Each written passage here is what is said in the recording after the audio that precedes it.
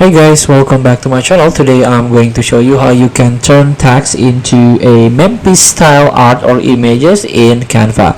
All you have to do now, you can open Canva and don't forget to sign in with your account. So this is the Canva PC version, so you can click apps and click all apps, click AI powered. You can scroll down, then try to find Memphis maker.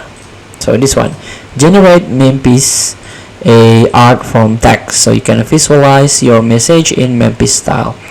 So click to transform your text into this Memphis style art, and here you have to describe your illustration.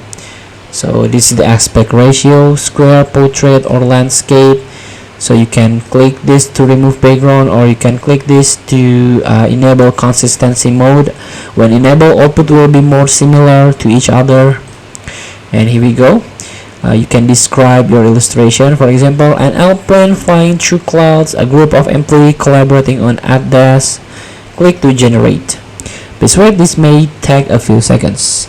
And here we go, this is the result. You can add to design.